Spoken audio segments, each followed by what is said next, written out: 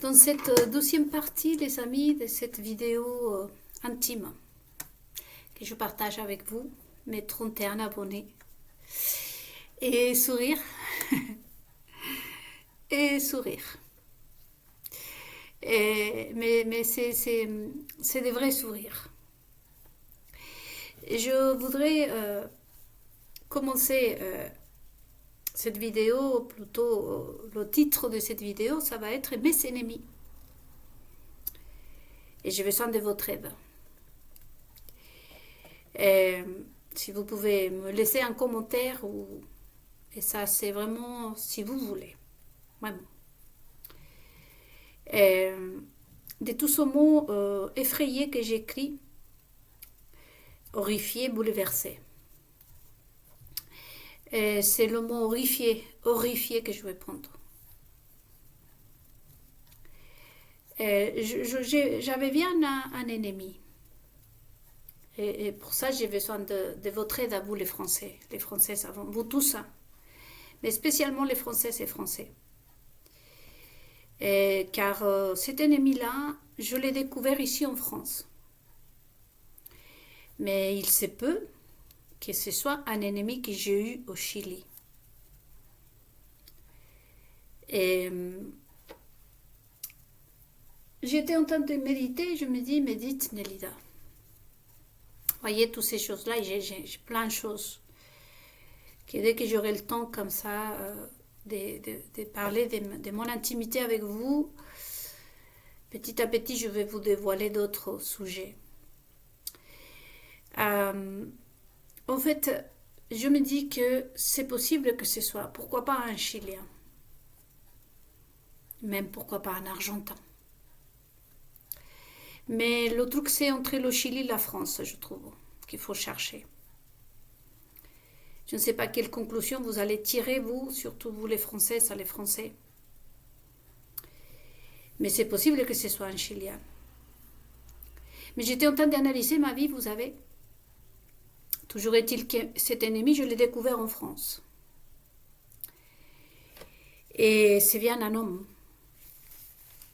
On est humain, une créature qui a probablement 2 testicules auxquels les a eu. Parce que vous avez aujourd'hui ces fonds de transition.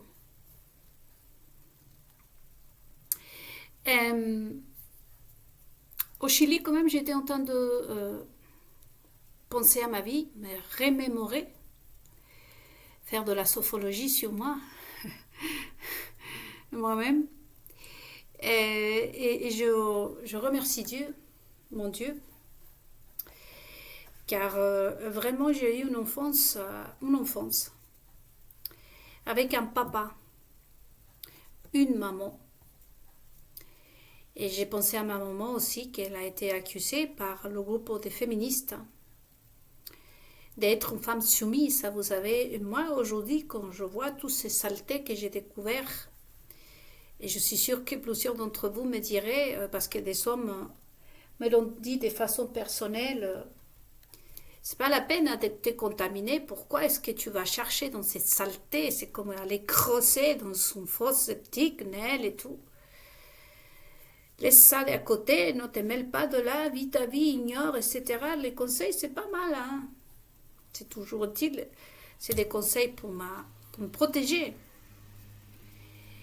Et moi, c'est pas la curiosité qui m'attire, comme vous le savez, c'est que pour moi, ça c'est un travail. Et c'est pas la vengeance, je suis pas en train de me venger, je suis juste comme vous. Et il y a des personnes, probablement, peut-être pas vous, mais il y a des personnes que ils veulent découvrir la vérité, comme c'est le cas d'Israël, que je vais revenir dans cette deuxième partie. Parce que là, on a parlé du peuple, mais on n'a pas parlé d'Israël, de tout ce que supporte le peuple, de tout ce que le peuple pratique, en même temps, il soutient. Mais au niveau d'Israël, c'est vraiment être effrayé. Ça m'effraie. Mais on va revenir à la fin de cette vidéo. Donc, ce n'est pas une question de découvrir, voyez-vous, parce que beaucoup de juifs ici, sur ma page, ils sont en train de découvrir son Dieu.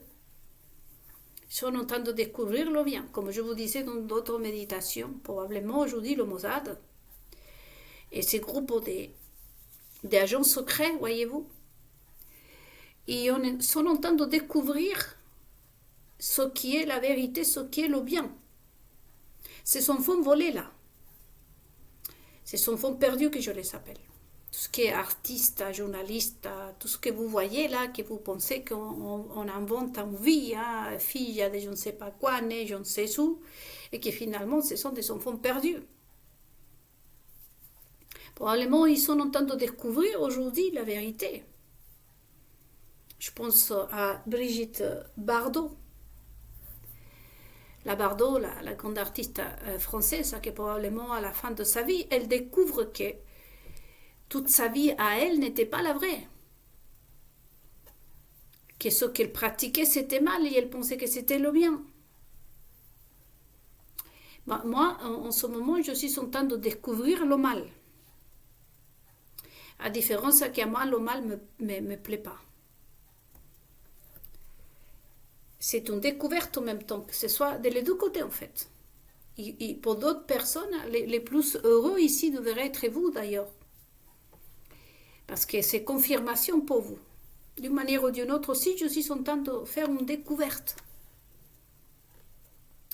Vous voyez, et ça, c'est vraiment pas une partie de plaisir, comme on se dit.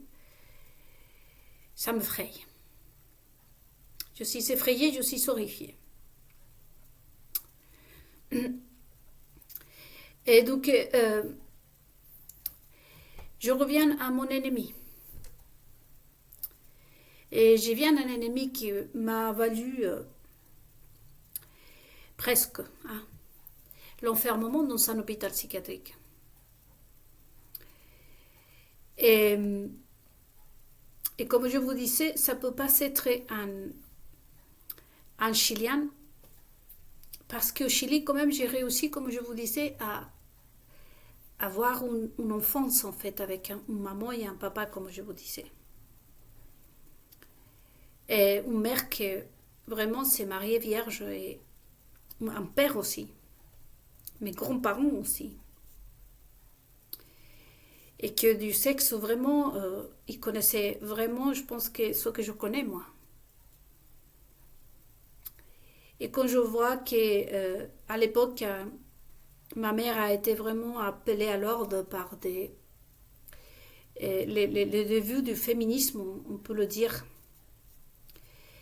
et accusée de ne pas parler à ses enfants du sexe, parce que à l'époque c'était tabou, on ne parlait pas, vous savez, à mon époque. Et ma mère a pleuré.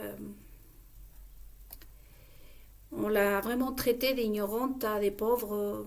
On l'a dénigrée, on était raciste, on était discriminateur. Je vous disais même que j'entendais les Africaines des États-Unis surtout vivre. Est-ce que c'était ne pas partager la même toilette avec une blanche. Ben nous, au Chili, on était, bon, je ne suis pas si blanche que ça. On peut dire, je rentre dans la race, comme on disait, blanche. Mais nous aussi, au Chili, on a vécu ça. Je vous ai dit qu'on ne pouvait pas partager, on ne pouvait pas manger avec la même fourchette de ton patron. Et j'ai entendu quelqu'un qui a travaillé avec monsieur Bernard Arnault. Il disait que ces mecs-là, ils ont un ascenseur privé pour eux, qui ne peuvent pas être partagés avec les employés. Moi, j'ai vécu ça. Aujourd'hui, je me dis, vous savez, entre guillemets, tout comme ma mère, la seule chose que je regrette, c'est que ma mère ne soit pas vivante en ce moment. Mais elle est une croyante pure et dure. Elle disait, la vengeance est à toi, Seigneur. Moi, je t'aime juste, mais ma mère disait ça. Moi, mon inquiétude à moi, chaque jour, chaque minute de ma vie, c'est déjà de remettre mes enfants sur les chemins de ce Dieu, sur les traces de toi, ô Jésus-Christ. De honorer toi d'abord. Et ensuite, moi, je voudrais vraiment aller derrière tes pas et te rejoindre un jour, car la vengeance, c'est à toi qui appartient. Mon père disait la même chose, mais vous savez, quand je ferme les yeux, les amis, que je vois mon grand-père, derrière un pupitre en train de prêcher la parole de Dieu. Vous ne savez pas ce que c'est pour moi. C'est un grand honneur. Dire que mon grand-père aimait Dieu, ma mère aimait Dieu, ma grand-mère aimait Dieu. De tout son cœur et de toute son âme, parce que ce sont des personnes à qui on essayait de remplir au maximum toute leur vie. Se sont sacrifiés, se sont pleurés, sont déchirés leurs vêtements de la haine. Ma grand-mère qui était une grande aristocrate a dû se manger son orgueil. Mon père qui a tout quitté de l'autre côté pour ce Dieu, pour les lois de ce Dieu, pour vivre une vie propre, digne. C'est pour moi un honneur. Mais cependant, il reste à la tristesse, comme je vous dis, d'avoir été injustement maltraité. Car aujourd'hui, les bébés déjà, comme je vous disais, dans le ventre de leur mère, déjà, on voit son sexe. C'est comme si vraiment on enlève la jupe des femmes et on regarde comme ça, genre, le sexe. Et pareil pour vous, les hommes. Dans le ventre de la mère, on enlève le slip du petit et on le regarde son sexe. Tout ça parce que les parents, ils veulent savoir pour être mieux, pour vivre mieux. Et là vient tout le truc là qui vous les verse. Et cette réponse, je vous la laisse à vous de répondre à cette question. Ils vivent mieux. Cette confiance que nous avions en Dieu d'Israël, nous, par le passé, disons, tu me donneras les enfants qui tu as envie, le roi d'Israël, de m'accorder.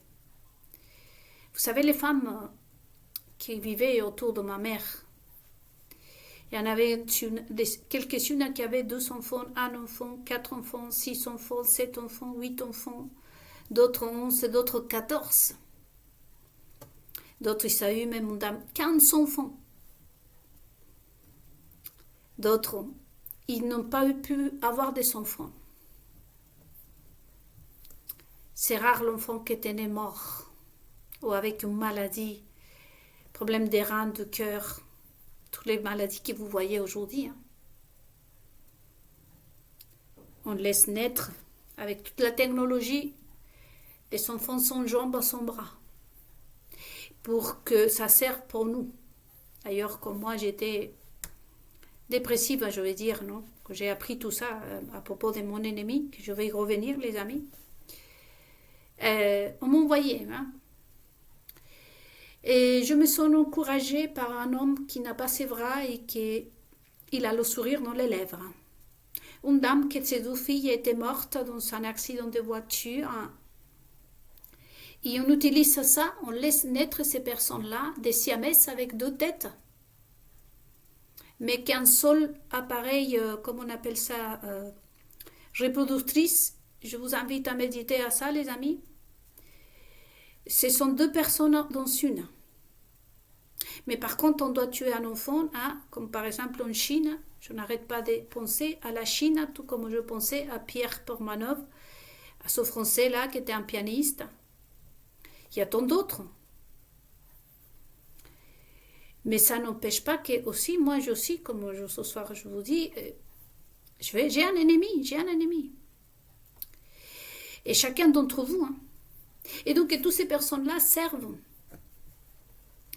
comme modèle pour minimiser, comme je vous disais, et dans d'autres méditations, la douleur n'a pas de degré. Elle est la douleur et les injustices, ce sont les injustices, il y a quelque chose de normal. Ça, c'est pas normal. Point barre. Pour moi, c'est comme ça. Et donc, on utilise tous ces gens-là, on laisse naître. Et bien entendu, si moi je me compare à une fille qui a eu ses enfants et qui les a perdus, je dois me sentir bien, je suppose. Donc tu peux tout me faire.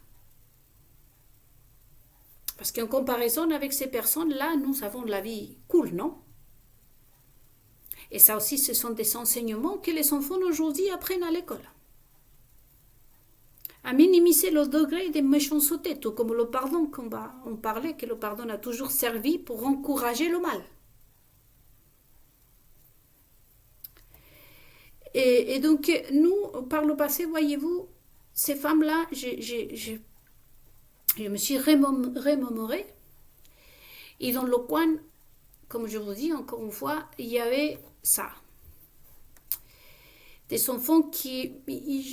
On n'en a jamais su des enfants. Moi, je n'ai pas de connaissance que des enfants soient morts à très jeune âge ou quelque chose comme aujourd'hui. Et pourtant, comme je vous dis, le père n'a jamais aidé la mère à accoucher à l'enfant, à tenir la main de l'enfant, comme je vous disais. À toutes les pratiques d'aujourd'hui, pourtant ces mères-là, je vous dis que la mienne, elle a fait les frais, hein, justement à cause de moi. Hein. Et je suis en France, mais moi, j'avais envie, ces jours-ci, d'aller courir à son tombeau, à lui laisser le bouquet de fleurs le plus beau que je puisse trouver, pour lui dire merci maman, merci ma mère. Parce que qu'en est-il de tous ces enfants à qui la mère s'est même douchée, lavée, montrée, nue, parler du sexe et tout ce que vous savez aujourd'hui. Parce que toutes ces promesses, c'était pour mieux, pour que la société soit mieux, non? Parce que nous sommes, pour être plus heureux aujourd'hui. Alors, veuillez m'excuser le mot, hein, parce que là, je suis en train de vous parler de mon intimité. Donc, une conne comme moi, que sa mère l'a même pas dit avant les 12 ans, même pas on parlait de ces règles-là. Je devrais être le plus malheureuse de la terre. Non? Plein de catastrophes dans nos vies. Des maladies. Figurez-vous que jusqu'au présent, je vous ai dit que la unique fois où j'étais à l'hôpital, c'était quand j'étais allée perdre mon enfant. À cause de la sorcellerie, tout ce qu'on m'a fait. Ce travesti que vous avez ici en France, vous le savez. Le jeune Michel, non? Donc, sinon, je n'en souffre de rien du tout. Et mes sœurs, mes frères. Donc, ma mère a été injustement traitée comme autant d'entre nous. Et je pense à elle, à la petite fille que j'étais. Donc au Chili, j'ai pu être cette petite fille avec papa, maman, et mes frères et sœurs de la même mère, du même père, dans laquelle on n'a jamais vu ma mère à poil, comme on dit, ni mon papa, dans laquelle on n'aurait même pas osé parce que j'ai entendu parler d'une autre horreur. Dès que le premier amour d'une fille, c'est son papa. Moi, mon père n'a jamais été mon premier amour. Mes sœurs non plus. C'était mon papa. Mon père était mon papa et tonton était tonton. J'ai l'honneur d'avoir encore un tonton à moi qui est vivant. C'est mon tonton. Cette pensée m'aurait jamais traversé l'esprit. La libération des femmes, comme je vous disais, hein. Des choses qui, comme je vous dis, qui sont faites que je me replie, que je rentre chez moi ici.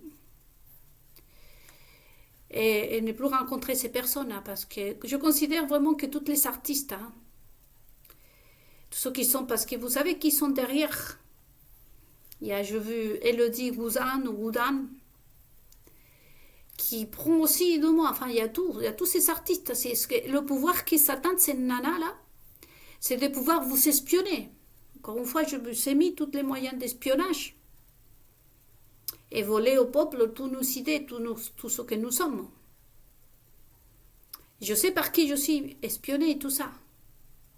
Bon, tous ces nanas-là, princesses, reines, qui se disent reine, la princesse, et je ne sais pas comment le culot, comme vous dites le français, d'apparaître, parce que c'est tellement ridicule quand vous les voyez avec des couronnes. Est-ce que c'est vulgaire? Vulgaire. C'est pour ça que je vous disais dans la vidéo précédente, avec quoi vous m'accusez à moi? Des jalousies peut-être? Vraiment, c'est ridicule. Hein? Et toutes ces personnes-là sont derrière les écrans-là, à travers la télévision, en train de vous regarder à vous voir. Et tous ces nanas-là, parce que là, je vais penser, dans la vidéo précédente, j'étais en train de me plonger surtout sur les hommes, non? Là, c'est les femmes. Vous remarquez que toutes ces femmes-là, comme je vous dis, autant c'est excitant de voir une call girl, une nana qui pratique tout ce que je vous disais dans la vidéo précédente, et ensuite la voir vraiment. Hein? Il paraît que ça excite les hommes, voyez, comme je vous disais. Mais tous ces nanas-là, moi j'ai la sensation que ces femmes-là, ils ont pris leur serviette hygiénique et l'ont jetée carrément sur le visage de chaque homme dans le peuple, y compris nous les femmes, parce que vous savez que pour les vraies femmes comme moi, par exemple, ces personnes sont une honte. Moi, par exemple, je n'ai jamais parlé de mes intimités avec une copine. Hors de question. Ça, entre nous, c'est une honte. Vous savez, les choses des femmes, non, ça n'existait pas. Ça n'existait que pour les femmes cochonnes, les amis. Parce que les vraies femmes, nous, on ne parle pas, par exemple, avec mes sœurs, avec mes copines du passé. On n'en a jamais, jusqu'au présent, mes copines. On ne parle pas de la ménopause, de la règle, de toutes ces choses-là. C'est la première fois, c'est pour ça que je vous dis que je devais parler en 2021 et finalement, il y a un an que je peux parler parce que pour moi, c'est des choses vraiment, vraiment affreuses, des sujets que je ne pourrais pas aborder. Et qu'est-ce qu'on a à faire aujourd'hui? La serviette de la femme, elle est par sur la tronche des journalistes et de tous ces princesses qui se mettent des couronnes, des reines, hein? Et de tous ces mannequins, de ces miss de chaque pays, hein? Et de tous ceux qui se disent première dame et personnalité. Sont tellement dégoûtantes à moi, ces femmes-là, je n'ai pas de respect parce que pour moi c'est ça, c'est en fait je suis arrivée chez toi et tu m'as jeté la serviette hygiénique, ta serviette hygiénique sur ma tronche, tu vois, tu me respectes pas, t'es dégueulasse, BFM TV c'est dégueulasse, la télévision compte pas ça. À ce sujet, j'étais en train de faire une investigation. Moi dans ma vie, je n'utilisais que la serviette hygiénique. Si on parle aujourd'hui, j'en parle, c'est pour ça. Mais je suis fait un saut pour tous ces endroits-là des femmes-là. Je ne trouve que des protecteurs, des je ne sais pas quoi. J'étais là vraiment comme une idiote en train de savoir à quoi ça sert. C'est vraiment dégoûtant. Hein. Et ce qu'ils veulent que le mari les tienne la main, parce qu'il faut que le mari connaisse la douleur que nous les femmes on sent quand on est en train d'accoucher un enfant, la douleur des règles, comme ça ils vont comprendre, oui, mais ça fait combien 40 ans. Est-ce que l'homme à nous, on peut nous voir, moi de toute façon, je sais, je n'accuse pas vous les hommes, hein. Mais moi, par exemple, moi-même, non, je ne vais pas comprendre une personne. Hein, c'est pas parce que tu me tires la serviette, je vous ai déjà dit dans une autre vidéo. Je suis une femme et j'ai eu tout ce qu'une femme pourrait avoir, je suppose. Parce qu'après, il y a une différence. Bien sûr, nous, dans le passé, on ne se plaignait pas. Il n'y avait pas besoin de parler d'une règle parce que c'était une douleur, parce que ce n'était pas quelque chose d'horrible. Bien sûr, parce que nous, on ne couchait pas avec n'importe qui.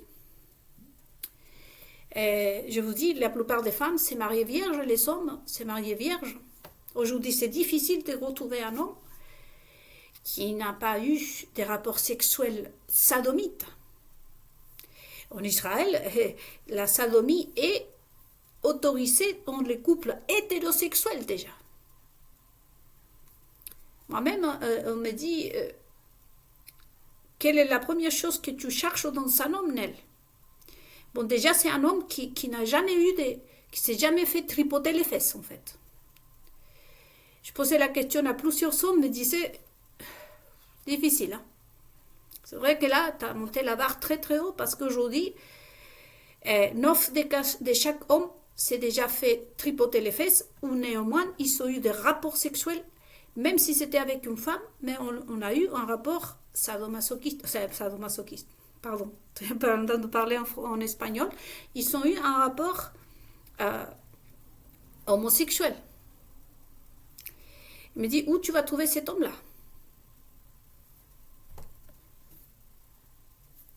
Chose qui ne se voyait pas avant. Je vous ai invité à regarder le dernier pays où vous pouvez trouver des traces de la civilisation humaine, c'est en Russie. Vous savez que la plupart de ces films, tout tourne, et c'est très mignon, autour de l'homme. La femme voit comment l'homme le voit son héros. Les femmes, ils sont en train de dire, il va m'acheter ci, il va faire ci, il va faire ça. Et vous voyez le respect aussi pour la femme, le fait de cuisiner un plat, vous savez. Quand la femme cuisine un plat ou fait quelque chose, c'est parce qu'il y a une chose divine. Vous avez le goût, quand une femme prépare quelque chose, c'est pas pareil que quand un homme le fait. Parce que tout ça, c'est Dieu d'Israël. Et c'est clair qu'il y a plein de choses à découvrir, les amis. Surtout pour le peuple juif, d'ailleurs. Mais j'ai vécu donc toute cette enfance vraiment, parce que la Bible parle des odeurs. Je ne comprenais pas pourquoi. Mais là, si vous faites une petite pause, je vous invite même à imaginer mes parents, mes grands-parents. Je pense que mon grand-père n'a jamais vu, parce qu'à l'époque, les serviettes hygiéniques n'existaient pas. Je pense que mon grand-père n'a jamais vu ma grand-mère. Il y avait des signes. Il disait le drapeau rouge. Souvent, j'utilisais ça. Dans laquelle l'homme ne pouvait même pas approcher la femme, pas poser des questions. C'était l'intimité de la femme qui a été respectée. Les enfants ne voyaient pas ça. Nous, on ne se mêlait pas des histoires des grands. On vivait notre vraie enfance. Aujourd'hui, les enfants se mêlent de partout, posent des questions cinglées. Enfin, et le monde. Et que moi, je me dis une chose, parce qu'à l'époque, je dis c'est possible. Comme quand je visitais aussi les discothèques. Je disais, bon, je vais aller voir. Le degré de parce que j'étais accusée aussi d'être dépressive et malheureuse, les amis. Eh oui, entre autres, il est très folle aussi. Donc je vais aller voir. J'ai constaté, et aujourd'hui vous pouvez constater que les enfants d'aujourd'hui sont beaucoup plus heureux. Vous voyez la Silicon Valley, c'est atteindre le maximum. Je vous disais que Elon Musk, des milliards, 1000 millions d'euros. Pour créer quoi, les amis? Pour créer quoi? Nous voyons les maisons abandonnées. Je vous ai invité aussi à regarder les maisons abandonnées. Imaginez-vous que se construisent des maisons, des châteaux, des 1000 hectares. Entretien, charge de cette maison-là par an. Minimum 50 000 euros. 50 000 euros l'entretien de ces maisons. À ça, rajouter la nourriture, les déplacements, l'électricité, etc. Qui va s'acheter cette maison? Est-ce qu'on a besoin vraiment? Et de l'autre côté, ils se construisent des hôtels. Je vous disais dans notre méditation que je dois parler de les richesses. C'est ce que je vais aborder dans les méditations qui vont suivre. Parce que l'on parle des riches. Tout le monde, les gens croient que n'importe qui est riche. Vous pensez que, par exemple, moi, je viens de vous dire. Ces personnes, une personne que je pourrais vous dire que peut-être c'est quelqu'un où vous voyez encore la culture de la richesse, c'est la patronne de L'Oréal, Françoise Et François Sade, comment il s'appelle, je ne me souviens plus son prénom. Et encore. Et je dis bien, et encore. Parce que être riche, c'est la culture. Il faut avoir une culture de la richesse. Une personne, par exemple, qui, comme la Tiffen, qui a couché avec un milliardaire, elle a quitté un milliardaire, elle se met avec une autre personne, elle quitte une autre, et après, elle vient de s'acheter une maison à, je ne sais pas, 3 000 millions de je ne sais pas quoi. C'est pas une personne qui est riche. Quand tu es riche, quand tu as la culture de la richesse, tu ne fais pas fortune. Tu ne couches pas avec des milliardaires. Tu ne tiens pas ton argent couché de lit en lit, comme on va dire, comme on dit. Ni de la façon dans laquelle, par exemple, Monsieur Max, Elon Max, va obtenir sa richesse. Parce qu'après, de la richesse, on va en parler. Il faut savoir la vraie richesse. Par exemple, je peux vous dire que moi, je viens d'une famille qui avait la culture de la richesse. Ma grand-mère qui nous a enseigné. Aujourd'hui, je pourrais me construire une grosse maison et je peux l'entretenir. Par rapport en français, je vais vous dire, je pourrais avoir une maison, pour vous faire un petit exemple, ce moment, d'à peu près, si vous voulez, avec minimum, déjà, je peux l'avoir dans un espèce de terrain, de 7 hectares de terrain à la ronde. Parce qu'il y a de l'eau. Je peux avoir une piscine, tout ça, et c'est des sources d'eau naturelles. Mais je ne jamais, ma famille non plus, personne. Nous, quand on a la culture de la richesse, c'est pas qu'on vit par rapport à ses moyens. On ne vit pas déjà des plaisirs. Vous avez, je vous ai en parlé dans d'autres méditations, des gens, on reconnaît un pauvre. Parce que, c'est ce qu'on disait à l'époque, hein. Moi-même, quand je suis arrivée en France, par exemple, il y avait des gâteaux, toute la nourriture française, bien évidemment. Qu'est-ce que j'avais? J'avais envie de tout goûter. C'est pareil, si vous allez dans un autre pays, vous allez vouloir goûter la gastronomie, visiter les lieux, c'est la découverte. Donc, quand vous voyez dans ces personnes-là qui se font des maisons démesurées, qui utilisent, qui s'habillent des marques, qui font des choses, là, vous les reconnaissez que ce sont des personnes qui viennent d'un milieu où on n'a jamais eu ça. Et la richesse, c'est une culture, et surtout, ils vont essayer de le montrer, voyez, le montrer, et ils vont essayer toujours d'être plus grands, comme je disais, ces mecs-là de la Silicon Valley. Vous avez bien vu que les réseaux sociaux, tout ça, sont utilisés pour se montrer, pour qu'on retrouve, pour que les trouvent belles, les nanas, pour faire de l'argent, pour ce qui attire le plus, c'est une nana en train de se montrer avec la bouche comme ça, la chirurgie, plein de choses, c'est parce que ce sont des personnes, disons-le, pauvres, des misérables. Les personnes qui ont vraiment la culture de la richesse ne vont pas chercher à se montrer comme ça, et toute action qu'ils pourront offrir, c'est offrir justement, offert. Vous prenez aujourd'hui, comme je vous dis, regardez le cas de Natacha Ray. C'est impensable que... moi, par exemple, moi-même, n'importe qui, vous me dites une chose, vous m'agressez, par exemple, je ne serais jamais aller déposer plainte parce qu'on part de la base qui était suffisamment cultivée pour pouvoir répondre à certaines choses. Tu ne peux pas gagner l'argent sur des polémiques en train d'inventer des choses qui détruisent l'être humain sans ne pas savoir la culture de la richesse. Mais on voit qu'aujourd'hui, voyez-vous, comme je vous dis, montrer la serviette hygiénique pour montrer déjà le peuple, encore une fois, je reviens à ce qui m'effraie. Que le peuple s'y intéresse, c'est-à-dire qu'une femme verra ça, il va dire, waouh, celle-là, je vais me l'acheter parce que, elle va bien me couvrir, je sais pas, j'arrive même pas à y penser. Pour moi, tout simplement, c'est la vulgarité. Ça me donne envie de vomir. Clairement, ça me donne envie de vomir.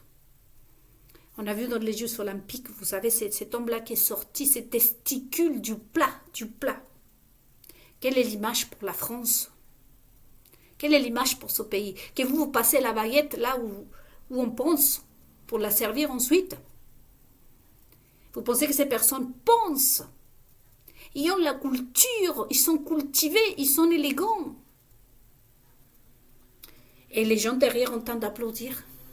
Comme je vous disais, des chrétiens, des évangéliques contents d'avoir eu une photo, gloire à Dieu. Une photo avec le travesti que vous avez là, où vous avez, hein, c'est lui qui est organisé avec Thomas Joly, qui d'ailleurs, Thomas Joly était un de ses élèves, hein, du poulailler d'Epstein. Et tous ces saletés-là, voyez-vous, et à laquelle aujourd'hui nous font face. Je reviens encore une fois à mon enfance. Aujourd'hui, ma mère, voyez, vous pouvez voir qu'elle s'est fait injustement traiter. Vous savez qu'ils ont tué des femmes. Au Chili, ils ont tué beaucoup de femmes. Et comme ma mère, ils ont été persécutés. Moi, j'ai été qualifiée de folle. Et si vous méditez, les amis, et à ma vie, aujourd'hui même, à mes 48 ans, il y a des hommes qui me disent, s'il te plaît, arrête de poser des questions. Non, parce que tu n'as pas été contaminé avec ces choses, c'est tellement horrible, Nel. Pourquoi tu veux savoir de quelle façon font les mecs là avec... C'est pas que je veux savoir, c'est que moi, aujourd'hui, il faut qu'on m'explique pourquoi ma mère a été traitée de cette façon et moi-même d'ailleurs. Mais je vous dis, les amis, pour vous parler de mon ennemi là, j'ai eu une enfance donc propre, ça sentait bon, c'était propre chez moi. Et je sais ce que c'est son papa, sa maman, sa soeur, son frère, son tonton, sa tata. Après, j'ai grandi et j'ai pu parcourir les rues. J'étais aussi avec mes amis qui sont toujours mes amis, des frères. Des frères qui n'ont pas mon même sang, mais qui sont mes amis, qu'on se connaît depuis tout petit et que les enfants, ce sont nos neveux, nos nièces, et je suis Tata Nelida. D'ailleurs, bon, c'est la culture au Chili de dire à tout le monde Tata, comme je vous expliquais. Et c'est une chose, c'est joli. Et j'ai cette image aujourd'hui de cette femme. Grâce à ma mère, grâce à qu'on m'a pas, hein, ma mère n'a pas sorti sa culotte pour me montrer, hein. Et ensuite, mon père s'est pas baladé à poil. Non, je sais toujours pas trop à quoi ça servait le préservatif. Et je viens de découvrir maintenant des petites choses. Et je pense qu'il me reste beaucoup d'autres choses à découvrir, hein. Et vous pouvez dire que j'avais besoin de ça, les amis, ou pas? Oh, je me porte très bien. Ma mère m'a bien élevée, comme on dit. Donc, au Chili, j'ai eu une enfance. Par la suite, avec cette mentalité, voyez-vous, c'est pour ça que je vous dis, comme un petit papillon, j'arrive, je travaille pour les plus puissants du Chili. J'arrive à atteindre le niveau maximal de pouvoir au Chili. Tout ce qui est maçon. Et je n'ai rien eu non plus comme bricole, comme on va dire. Mais c'est vrai que vous, d'un moment, mon esprit, je commençais à souffrir. Je sentais comme si quelqu'un me prenait quelque chose. Voilà, comme si vous me prenez ce pull-là. Imaginons que vous êtes assis et que quelqu'un vous tire d'ici. Vous sentez que quelqu'un vous tire. Je sentais tout le temps ça.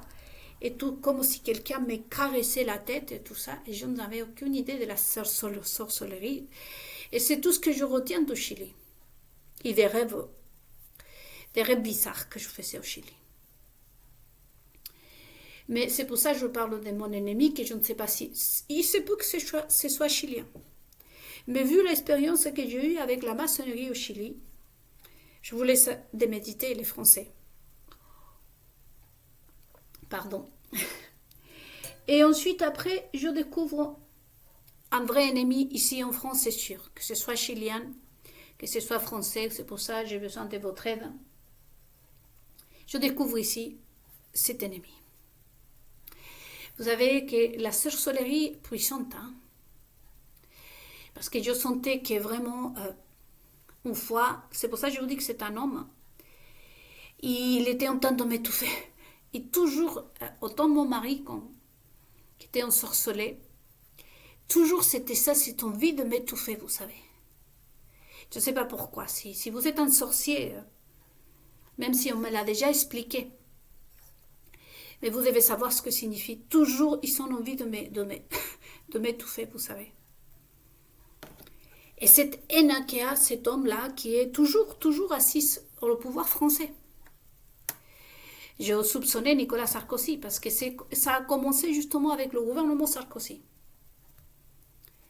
Après, avec le gouvernement Hollande, j'ai eu beaucoup d'autres choses.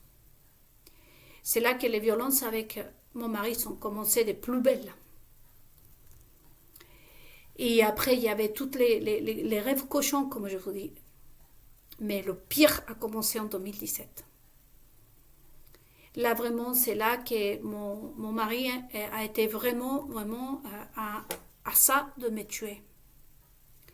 Là, cet homme-là, ce groupe de personnes voulait à tout prix ma mort.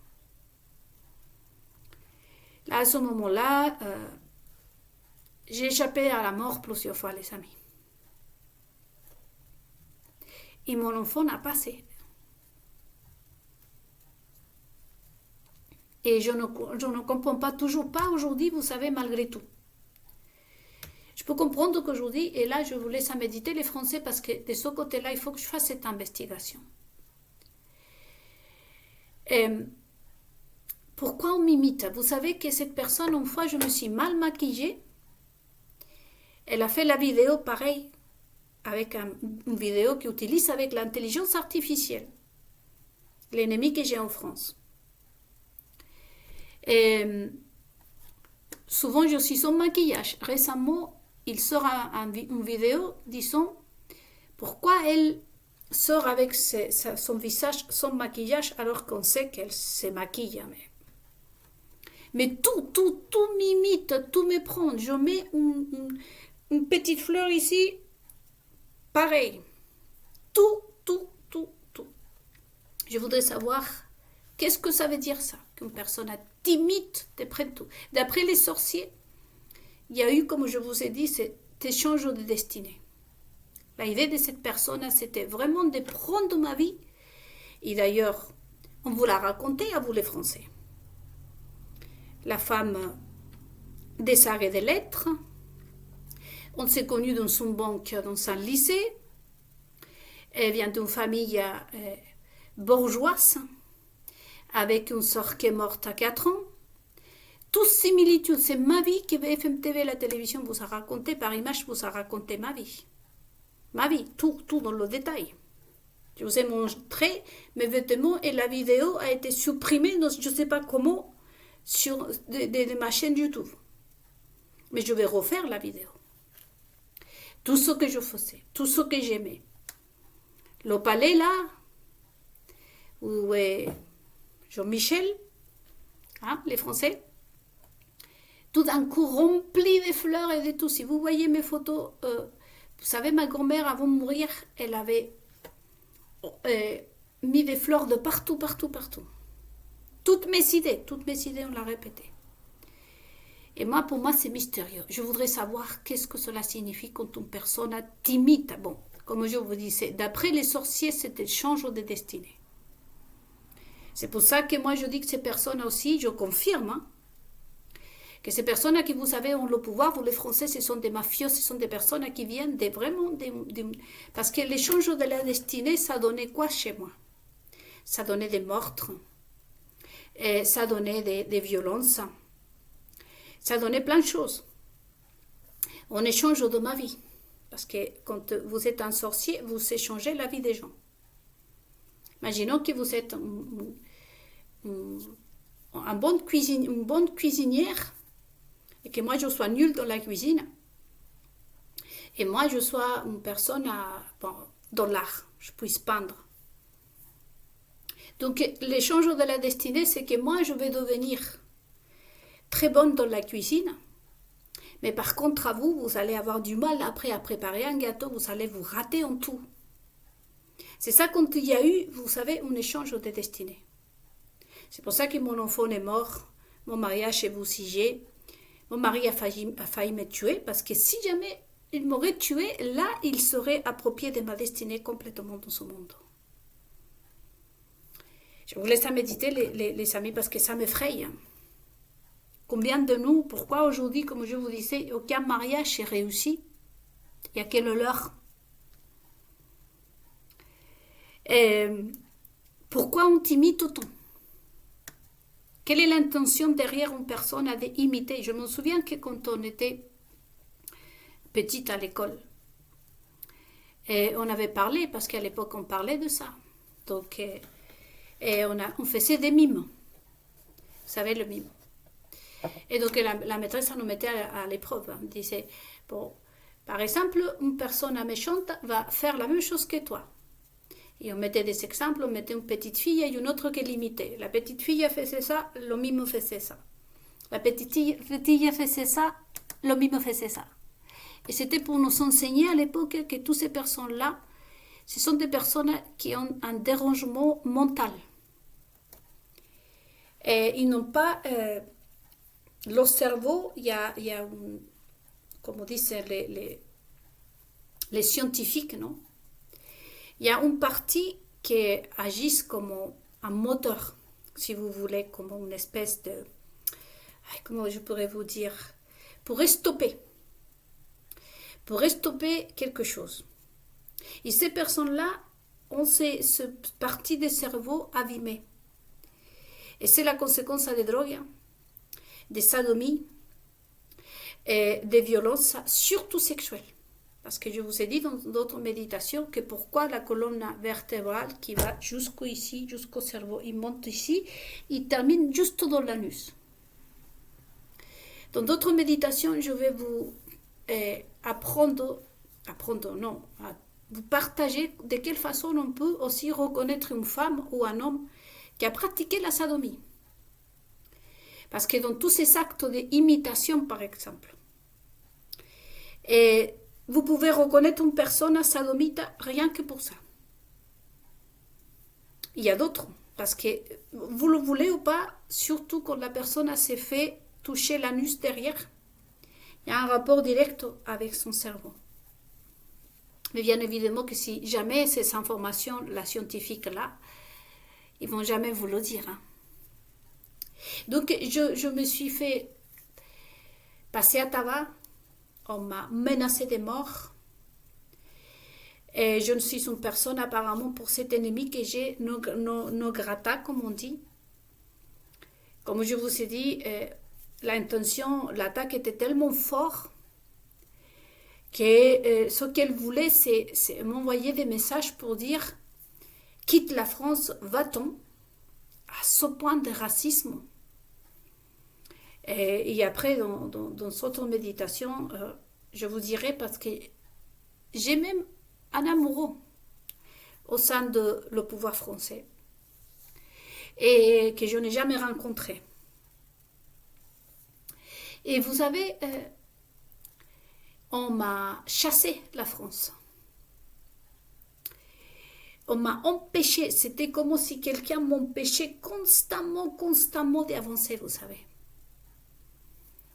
Toute ma vie, depuis que je suis arrivée en France, et surtout à partir de 2017. Mais c'est surtout avec François Hollande que j'ai commencé à vraiment, comme si quelqu'un faisait jour et nuit tout pour m'abîmer la journée. Même vis-à-vis comme je vous disais, mon mari. Il était là. J'étais juste à côté de lui. Il me disait, il y a ton mec qui te cherche là. Je disais, mais on est les deux dans l'appartement. Parfois, vous avez les portes à s'ouvrir toutes seules. Je mettais ça sur le coup du vent. Je vous ai dit que mon mec là, c'était un ex-militaire qui est revenu, hein, comme la plupart des militaires qui reviennent, des hallucinations. Je voyais des choses aussi. Je me mettais sur ça. Ils ont su jouer sur ma vie.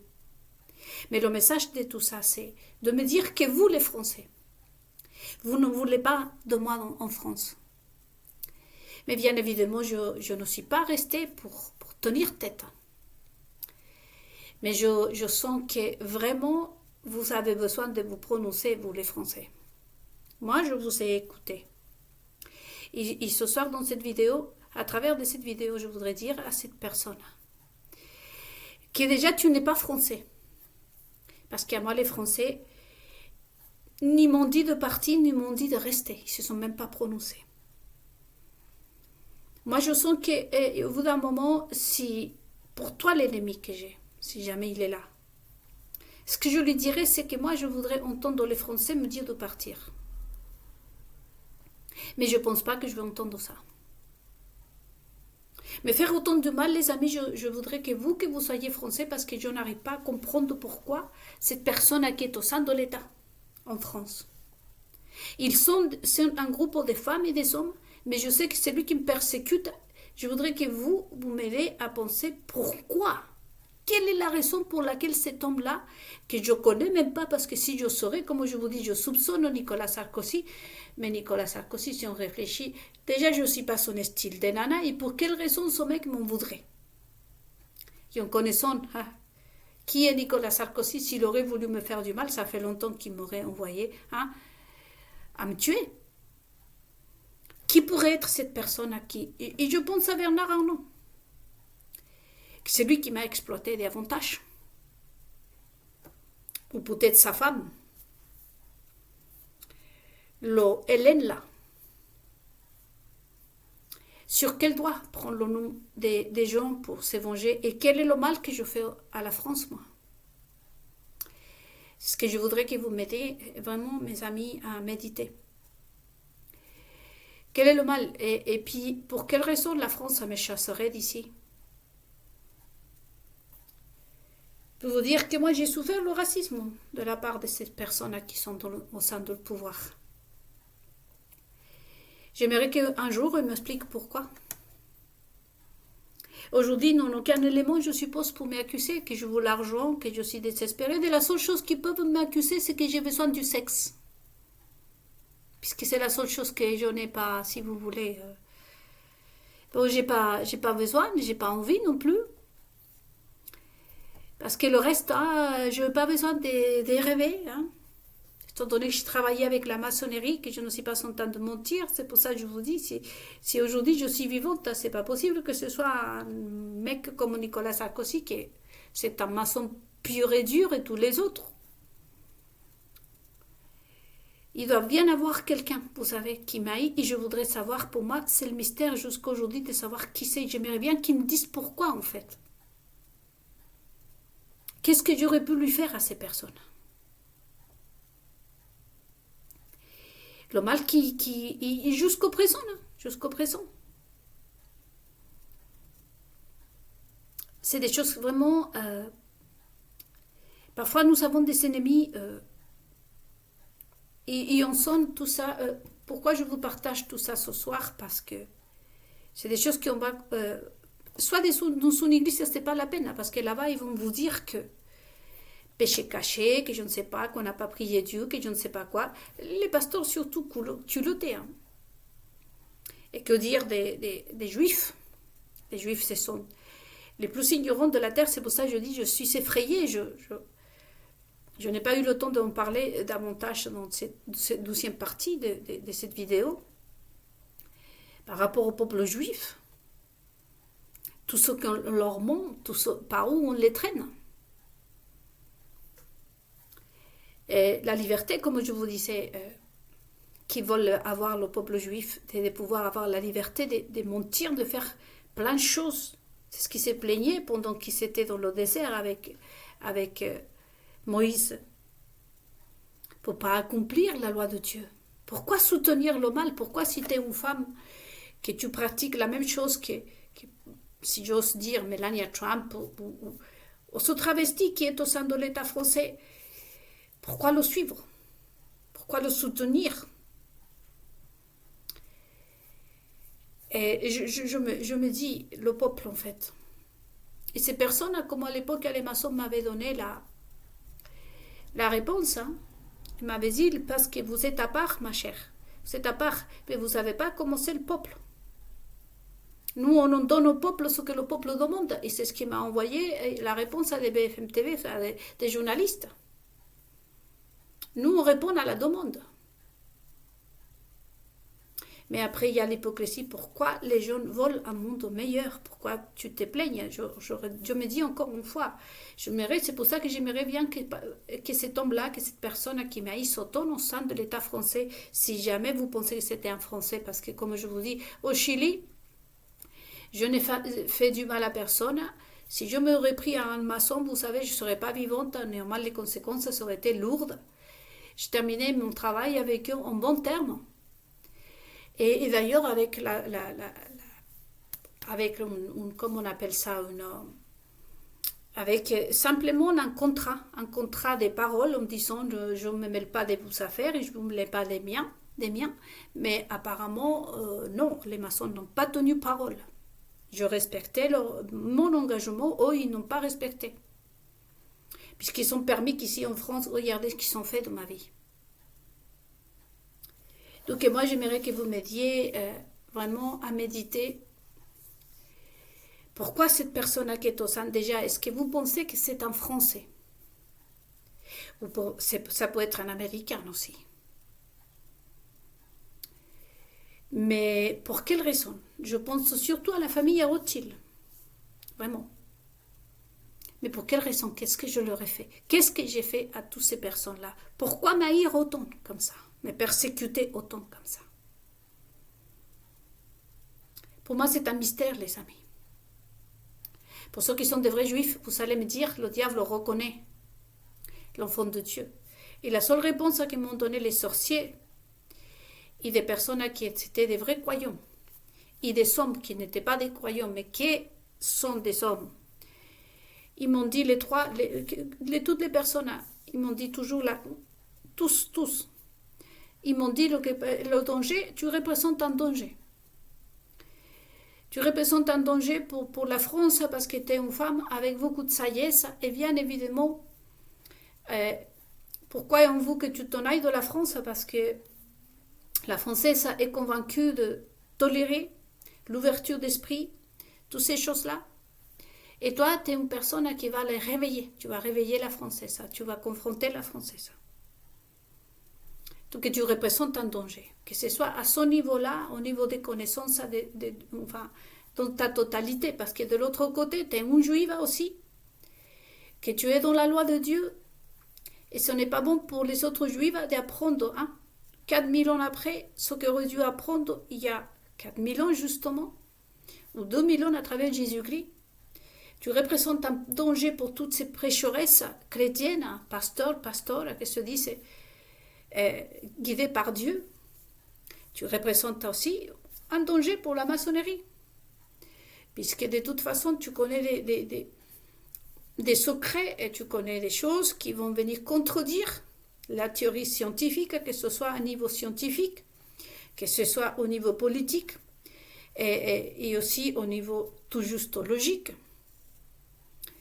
Et les inventions, comme par exemple justement la technologie, toutes les avancées d'ailleurs de la évolution dans sa totalité, la évolution que ce soit au niveau culturel, politique, et surtout la civilisation. Tu es la gardienne, quelqu'un me disait, tu es la gardienne de la civilisation.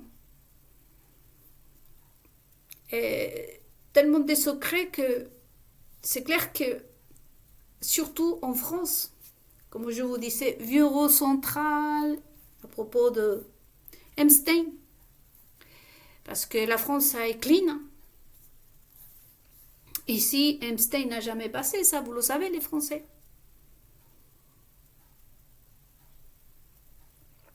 Mais donc la seule explication qu'on m'a donnée tout le monde, y compris les sorciers me disent, c'est possible que ce soit un très gros sorcier qu'on a payé pour te tuer, pour faire la peau.